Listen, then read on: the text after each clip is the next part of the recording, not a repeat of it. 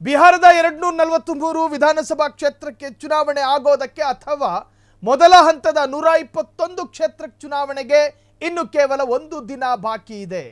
ಬಿಹಾರದಲ್ಲಿ ಮತದಾನಕ್ಕೆ ಕೇವಲ ಒಂದು ದಿನ ಮಾತ್ರ ಬಾಕಿ. ಬಿಹಾರದ ಅಖಾಡ ಒಂದು ತರಹದ ರಣಭೂಮಿಯಂತೆ ವರ್ತಿಸ್ತಾ ಇದೆ. ಬಿಹಾರದಲ್ಲಿ ಮತದಾನ ಮೊದಲನೇ ಹಂತದ ಮತದಾನಕ್ಕೆ ಕೌಂಟೌನ್ ಶುರುವಾಗಿದೆ.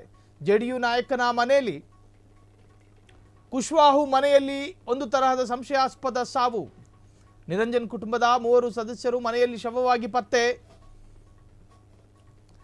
ಮೃತರನ್ನ ನಿರಂಜನ್ ಅವರ ಹಿರಿಯ ಸಹೋದರ ನವೀನ್ ಕುಶ್ವಾಹ ಎಂದು ಹೇಳಲಾಗ್ತಿದೆ. ಪತ್ನಿ ಕಾಂಚನ್ ಮಾಲಾ ಸಿಂಗ್ ಮತ್ತು ಅವರ ಮಗಳು ತನುಪ್ರಿಯ. ಶವಗಳನ್ನು ಮರಣೋತ್ತರ ಪರೀಕ್ಷೆಗೆ ಕಳುಹಿಸಲಾಗಿದೆ. ಸಾವಿಗೆ ನಿಖರವಾದ ಕಾರಣ ಇನ್ನೂ ತಿಳಿದು ಬಂದಿಲ್ಲ. ಅದಕ್ಕೆ ರಾಜಕೀಯ ಕಾರಣಗಳಿದಾವೋ ಮತ್ತೊಂದು ಮಗದೊಂದು. ಮೃತ ನವೀನ್ ಕುಶ್ವಾಹ ಹಿಂದೆ ವಿಧಾನಸಭೆ ಹಾಗೂ ಲೋಕಸಭೆ ಚುನಾವಣೆಗೆ ಸ್ಪರ್ಧಿಯಾಗಿದ್ದರು. ನವೆಂಬರ್ 6ನೇ ತಾರೀಕು ಬಿಹಾರದಲ್ಲಿ ಮೊದಲ ಹಂತದ ಚುನಾವಣೆ ಇದೆ. 18 ಜಿಲ್ಲೆಗಳ 121 ವಿಧಾನಸಭಾ ಕ್ಷೇತ್ರಗಳಲ್ಲಿ ಮತದಾನ ನಡೆಯಲಿದೆ. ಇಂಡಿಯಾ ಕೂಟದ ಸಿಎಂ ಅಭ್ಯರ್ಥಿ ತೇಜಸ್ವಿ ಯಾದವ್ ಎನ್ನುವ ಕಾಂಗ್ರೆಸ್ನ ಘೋಷಣೆ. ಎನ್ಡಿಎ ಆಡಳಿತ ಡಿಸಿಎಂಗಳಾದ ಸಾಮ್ರಾಟ್ ಚೌಧರಿ, ವಿಜಯ್ ಕುಮಾರ್ ಸೇರಿ ಅನೇಕರು ಕಣದಲ್ಲಿದ್ದಾರೆ. ಜಿದ್ದಾಜಿದ್ದಿನ ಪೈಪೋಟಿ ನಡೀತಾ ಇದೆ ಬಿಹಾರದಲ್ಲಿ. ಉಳಿದ 122 ಸ್ಥಾನಗಳಿಗೆ ನವೆಂಬರ್ 11ನೇ ತಾರೀಕು ಮತದಾನ ನಡೆಯಲಿದ್ದು ನವೆಂಬರ್ 14ರಂದು ಫಲಿತಾಂಶ ಪ್ರಕಟವಾಗಲಿದೆ. ಸಟ್ಟಾ ಬಜಾರ್ ಬೇರೆ ಬೇರೆ ಕಥೆಗಳನ್ನು ಹೇಳುತ್ತಿದೆ. ಸೊ ಬಿಹಾರದ ಎಲೆಕ್ಷನ್ ಹೊತ್ತಲ್ಲೇ ಒಂದು ಸಾವಿನ ಸುದ್ದಿ.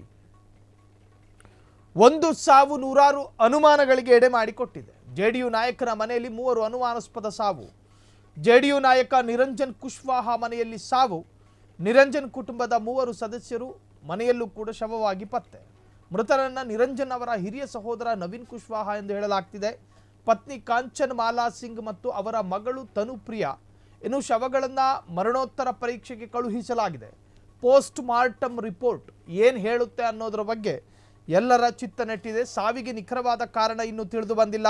ಮೃತ ನವೀನ್ ಕುಶ್ವಾಹ ಹಿಂದೆ ವಿಧಾನಸಭೆ ಹಾಗೂ ಲೋಕಸಭಾ ಚುನಾವಣೆಗೆ ಸ್ಪರ್ಧೆ ಮಾಡಿದ್ರು. ನವೆಂಬರ್ 6ನೇ ತಾರೀಕು ಬಿಹಾರದಲ್ಲಿ ಮೊದಲ ಹಂತದ ಚುನಾವಣೆ ಇದೆ. 18 ಜಿಲ್ಲೆಗಳ 121 ಅಸೆಂಬ್ಲಿ ಸ್ಥಾನಗಳಿಗೆ. ಬಿಹಾರ ಈ ಬಾರಿಯ ಎಲೆಕ್ಷನ್ನಲ್ಲಿ ಬಹಳಷ್ಟು ಸದ್ದಾಗ್ತಾ ಇದೆ. ಅದಕ್ಕೆ ಕಾರಣ ಏನು ಅಂತ ಕೇಳಿದ್ರೆ, ಬಿಹಾರದ ಮುಖ್ಯಮಂತ್ರಿ ನರೇಂದ್ರ ಮೋದಿ ಅವರ ಸರ್ಕಾರದಲ್ಲಿ ದೋಸ್ತಿಯಾಗಿರುವುದರಿಂದ ಬಿಹಾರದ ಎಲೆಕ್ಷನ್ ಎಲ್ಲರ ಗಮನ ಸೆಳೀತಾ ಇದೆ.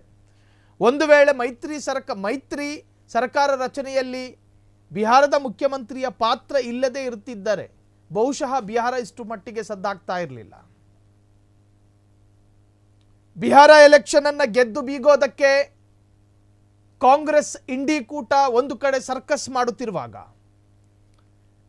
ರಾಷ್ಟ್ರೀಯ ಭಾಜಪ ಬಿಜೆಪಿ ಪಕ್ಷ ಆ ಸರ್ಕಸ್ಸಿಗೆ ಪ್ರತಿತಂತ್ರವನ್ನು ರೂಪಿಸ್ತಾ ಇದೆ. ಪೊಲಿಟಿಕಲ್ ಸ್ಟೇಟ್ ಪ್ರಹಾರಗಳು ನಡೀತಾ ಇದ್ದಾವೆ. ಬಿಹಾರದಲ್ಲಿ ನಿಂತುಕೊಂಡು ನರೇಂದ್ರ ಮೋದಿ ತಮಿಳುನಾಡನ್ನ ಹೀಯಾಳಿಸ್ತಾರೆ.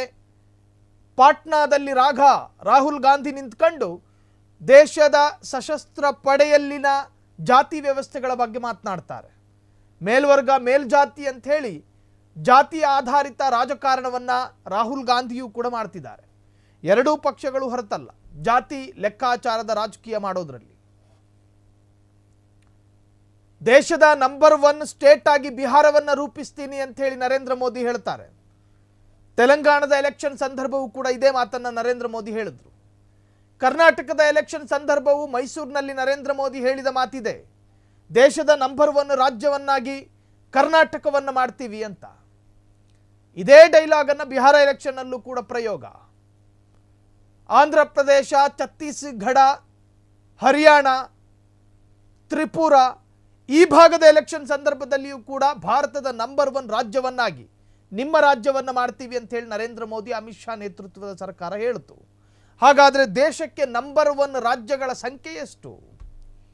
ಅಗ್ರಗಣ್ಯ ಸ್ಥಾನದಲ್ಲಿ ಇರಬೇಕಾಗಿರೋದು ಕೇವಲ 1 ನಂಬರ್ ಮಾತ್ರವಲ್ವಾ? ತ್ರಿಪುರ, ಜಾರ್ಖಂಡ್, ಹರಿಯಾಣ, ಬಿಹಾರ ಎಲ್ಲವೂ ನಂಬರ್ 1 ಅನ್ನುವುದಾದರೆ ನರೇಂದ್ರ ಮೋದಿಯ ಮಾತಿಗೆ ಹಿಡಿತ ಇರೋದಿಲ್ವಾ ಅಂತ ಹೇಳಿ ಚರ್ಚೆಗಳಾಗಿತ್ತು. ಒಟ್ಟಾರೆ ಬಿಹಾರ ಎಲೆಕ್ಷನ್ ಸಂದರ್ಭ ಆ ಭಾಗದ ನಾಯಕನ ಮನೆಯಲ್ಲಿ ಸಾವೊಂದು ಸಂಭವಿಸಿರುವುದು ಅನೇಕ ಅನುಮಾನಗಳಿಗೆ ಎಡೆ ಮಾಡಿಕೊಟ್ಟಿದೆ, ಬಹಳಷ್ಟು ಸಂಚಲನವನ್ನ ಮೂಡಿಸ್ತಾ ಇದೆ. ಕ್ಷಣ ಕ್ಷಣದ ಸುದ್ದಿಗಳಿಗಾಗಿ ಫ್ರೀಡಂ ಟಿವಿ ಸಬ್ಸ್ಕ್ರೈಬ್ ಮಾಡಿ, ಲೈಕ್ ಮಾಡಿ ಹಾಗೂ ಫಾಲೋ ಮಾಡಿ. ಹೊಸ ಸುದ್ದಿಗಳ ನೋಟಿಫಿಕೇಶನ್ಗಾಗಿ ಬೆಲ್ ಐಕಾನ್ ಮೇಲೆ ಕ್ಲಿಕ್ ಮಾಡಿ.